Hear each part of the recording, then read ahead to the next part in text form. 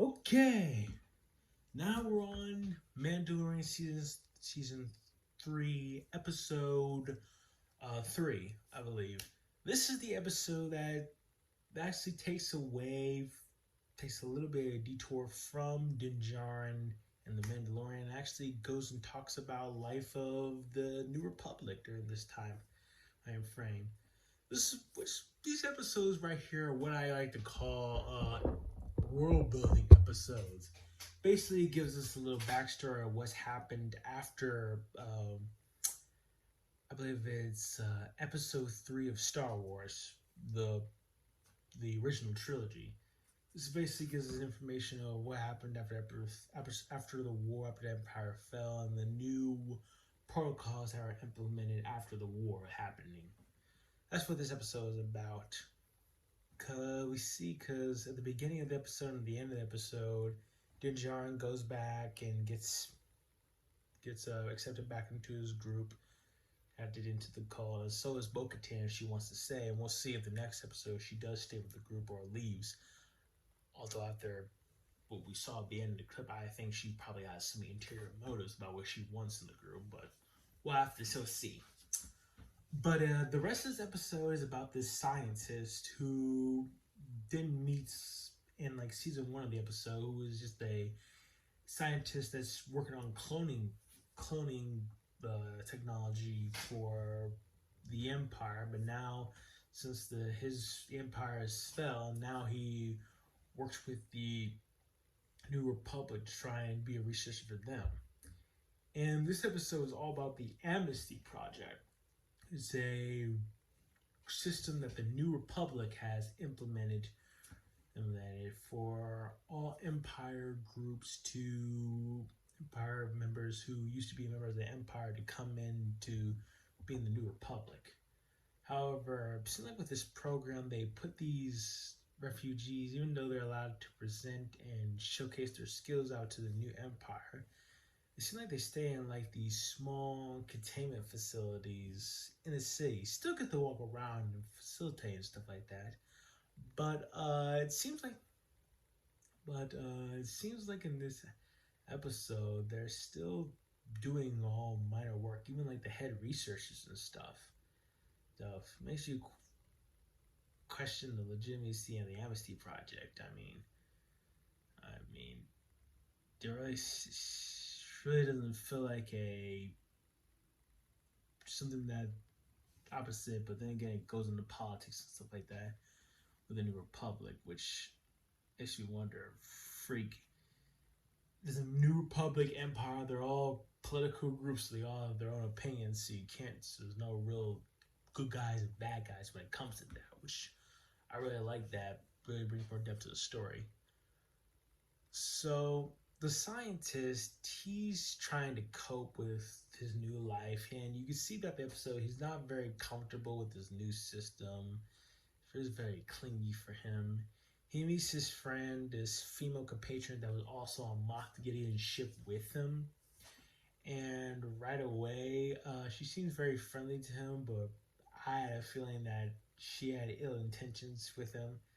She's friendly with him, and then she gives him the idea to use some of his research to cloning facilities to help the new empire and stuff like that. And right away, I was like, she's not trustworthy. She had interior motives. She's doing something wrong. I smelled the betrayal on her breath. It was like it was extremely obvious that she was a traitor. The reason I thought that she was a spy for Moff Gideon or something like that. But no, she's later on you find out that it's not for him, it's for someone else. So she keeps trying to goad him, bring him these travel biscuits, trying to convince him to continue his research at this junkyard where they keep Imperial ships and stuff like that, to rummage them and salvage them for research purposes and stuff like that. So they travel there. So after some persuading and stuff like that, to persuade him to do this, to try and convince him to take this risk and continue his research with it,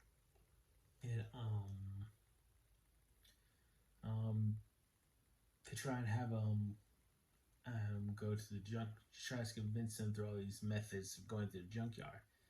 And as you walk through the episode, you see that the scientist really wants to help out the New Republic, but the problem is he's in such a restricted position.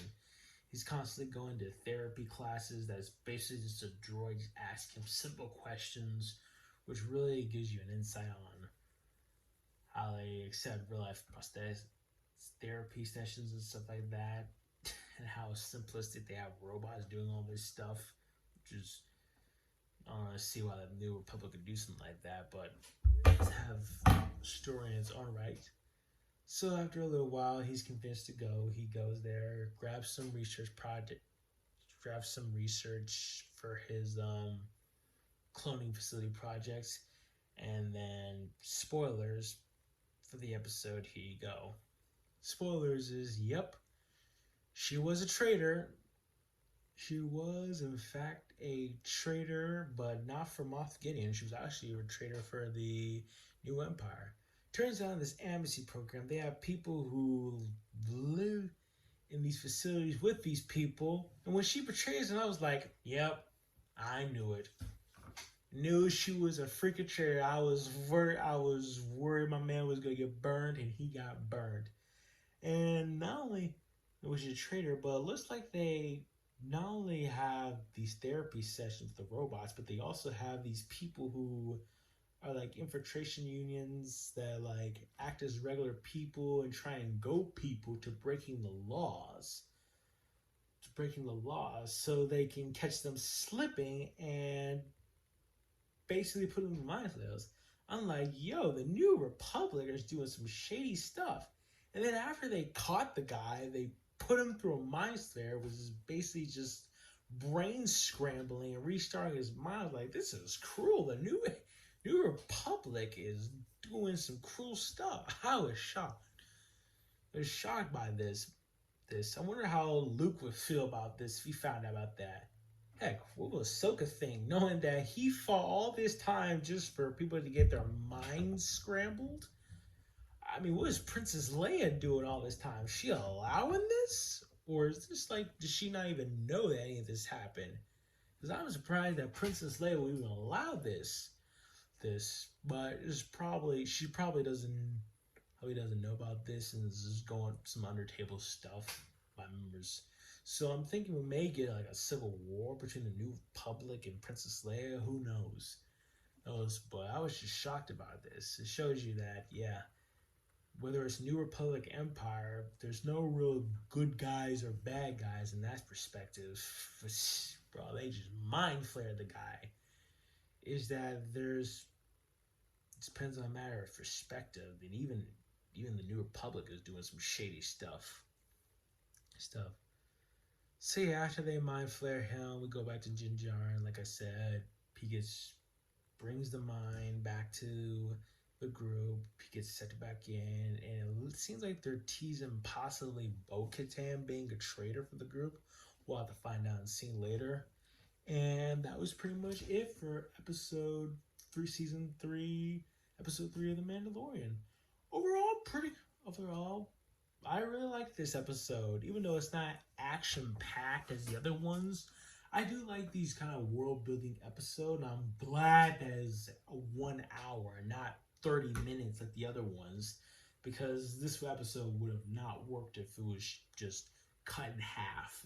I'm glad it was 1 hour to actually give us time to develop with these characters and give us some world building in the world of Star Wars, which I really love.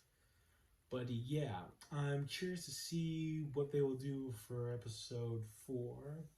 See if they'll continue on with the amnesty program or we'll go back to Din Djarin. We'll have to see. Anyway, thanks you guys for watching. Like, comment, share, subscribe, and do all that good stuff. See you until next time.